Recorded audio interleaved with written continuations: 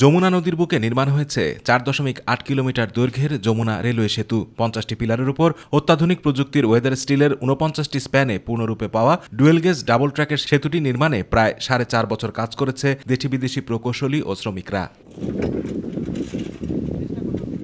সেতুটি উদ্বোধনের আগেই কয়েক দফা ট্রায়াল রান শেষে সেতুর একটি লাইন দিয়ে চলছে যাত্রীবাহী ট্রেন। প্রকল্প সংশ্লিষ্টরা বলছেন, উদ্বোধনের মধ্য দিয়ে পূর্ণরূপে সেতুটি চালু হলে একসাথে দুটি ট্রেন ১০০ থেকে ১২০ কিলোমিটার গতিতে চলবে। পাশাপাশি বাড়ানো যাবে এই পথে ট্রেনের সংখ্যা, কমবে যাত্রী ভোগান্তি। উদ্বোধনের জন্য সেতুর দুই পারে নির্মাণ করা হয়েছে উদ্বোধনী আয়োজন মঞ্চ। জাপানি টেকনোলজি, এখানে নতুন নতুন অনেক টেকনোলজি কাজ সম্বন্ধে জানা যায়, বোঝা যায়, সাথে এক্সপিরিয়েন্স হচ্ছে নিজের কাজের। এটা অবশ্যই আমাদের জন্য ভালো। পরিষ্কার পরিচ্ছন্ন যে বিষয়টা আছে এখন এগুলো চলতেছে, আর সর্বোপরি সম্পূর্ণ কাজই শেষ হয়ে গিয়েছে।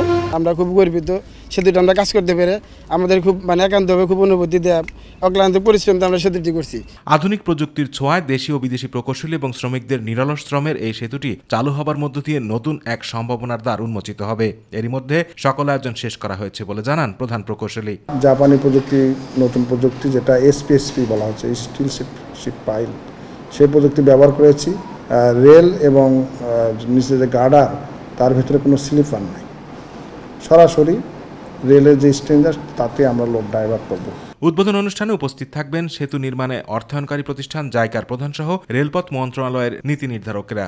রেলপথ মন্ত্রণালয়ের সচিব সহ ঊর্ধ্বতন কর্মকর্তারা থাকবেন। জাপানিজ এম্বাসি থেকে থাকবেন এবং জাইকার হাই অফিসিয়াল ওনারা এই অনুষ্ঠানে থাকবেন। ২০২০ সালের ২৯ নভেম্বর ভিত্তিপ্রস্তর স্থাপন করা হয় দেশের দীর্ঘতম এই রেল সেতুর।